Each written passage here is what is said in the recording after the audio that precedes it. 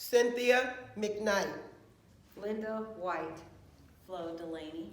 Willeen Campbell Bay. Tony Fleming.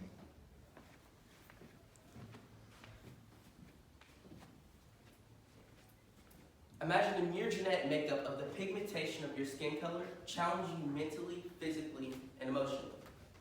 Imagine you are seen as property. Neither slavery nor involuntary servitude except as punishment of crime, where a party shall have been duly convicted, shall exist within the U.S. or any place subject to their jurisdiction. That is what the 13th Amendment states. I'd like to tell you all, before this amendment was made, the Constitution was not made perfectly.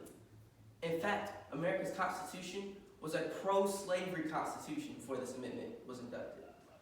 Among the framers of the Constitution, there were no black males, no slaves, no women, no American Indians, only white men.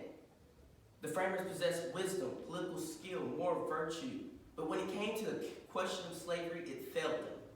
This, of course, meant the word slavery, or the S word, made no appearance in the original Constitution. Instead, the framers went through substantial lengths to disguise the S word and replaced them with euphemistic circumlocutions such as other persons or persons held to service or labor. Together, these combinations made the institution and promoted the recognition of the compromises. First compromise to perpetuate slavery in the U.S. Constitution was a slave importation clause. The slave importation clause was an immigration policy, allowing foreigners to come to this new nation for a better life. But it had a different meaning at the time. In the context of 1787, the importation clause said, importation of such persons, all states shall think proper, which meant for 20 years, Congress had no power in banning the African slave trade. Second compromise, the 3/5 clause, concerned how state populations would be calculated. The northern states want representation based on a free population, while the northern states argued for slaves to be counted as representation. Result, the framers of the Constitution determined that each slave would be counted 3/5 of a vote. This compromise would prove to leave the political balance of America completely distorted and skewed.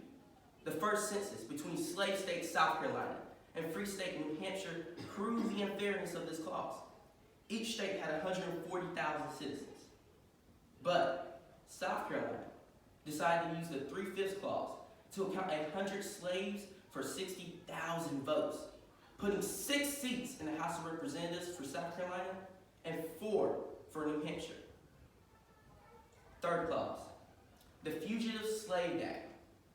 The Fugitive Slave Act meant that if a slave from a slave state, such as Virginia, entered a free state, such as Massachusetts, they were not considered free.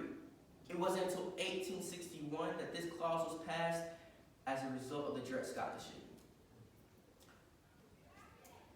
Together, these combinations of acts and clauses made the institution of slavery stronger, but the Civil War turned things over completely.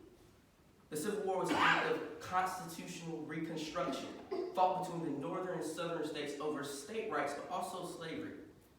It wasn't until the Constitution was passed with the 13th Amendment that we had changed the legal status of African Americans. Today, our 13th Amendment gives us a completely different way of life.